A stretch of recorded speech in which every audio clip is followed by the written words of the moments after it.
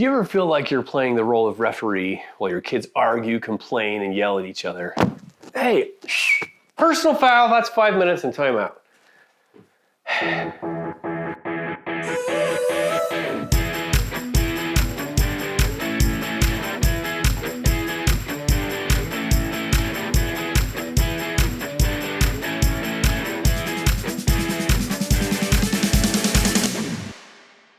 Hey, I'm Dr. Dave, and on today's Thrive in 5, I'll share 5 steps for emotion coaching your kids and discuss times when we play the role of referee, coach, and the fan in the stands.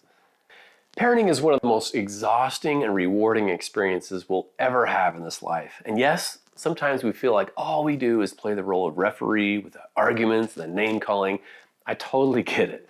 So let's discuss referees. The purpose of a referee in most sports is to keep the players safe and make sure the rules are followed. And sometimes as parents, we need to play this role. But let's talk about what a referee doesn't do. A referee should never yell at or shame a player for violating the rules. In fact, in basketball, if someone takes too many steps and travels, the ref doesn't shake his head and tell the player, "Get your head in the game," and remind him he can't take 3 steps. He simply blows the whistle, makes things right, which might mean giving the ball to the other team, and his goal is to keep the game going as quickly and as safely as possible. When we play the role of referee as parents, our goal should be the same thing: no yelling, and get things back going after administering natural consequences.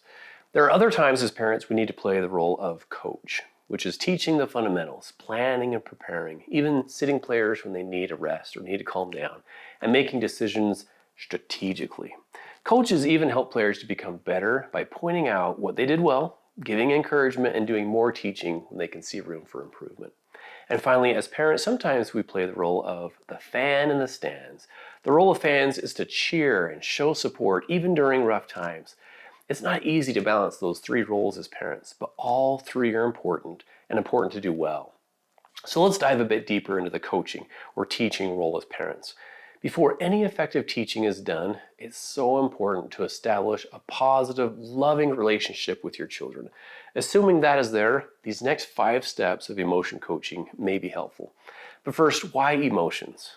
Well, that's really what makes us human. A wise parenting expert once said, "Fish swim, birds fly, and people feel." That's what we do.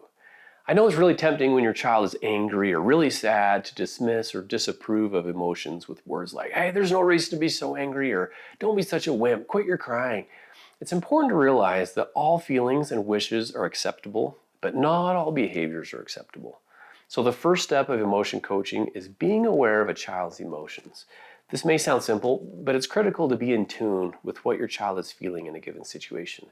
Pay attention to their body language, their facial expressions, and their gestures. The second step is recognizing emotions as opportunities for connection and teaching. It may not be in the heat of the moment. In fact, science shows that children aren't open to much of your teaching when they're experiencing a really strong emotion. But sometimes emotional times are times to connect, whether it's a hug or putting your arm around a frustrated child. Now, the third step is listening with empathy and validating their feelings. And it goes hand in hand with the fourth step, which is labeling their emotions with words. Whether a child is sad because he fell down and skinned his knee or upset because she has to go to bed, the key is reflecting their feelings without any kind of problem solving at first. The last step in emotion coaching is setting limits and problem solving. Limits include things like not hitting or yelling at others, and then problem solving could include asking them what they think should happen next. Let's see how these 5 steps work in an example. I remember one time our son got off the school bus and came home and was crying because of a scuffle he got into on the bus. Immediately we recognized his anger and tears, and we listened to what happened. We said things like, "Wow, I'm sure you were really mad and wanted that boy to move off your seat." And as he talked, he became more emotional, and we just hugged him and told him we were so sorry.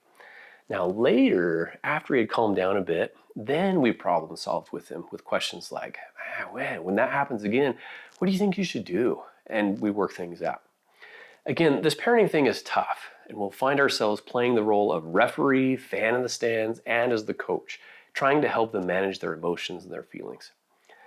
So before I go, please take a second to subscribe, like, and share the video with others. I'm on a mission to help parents in this wild and awesome parenting journey. So that's all for now. I'm Dr. Dave, and this has been another Thrive in 5.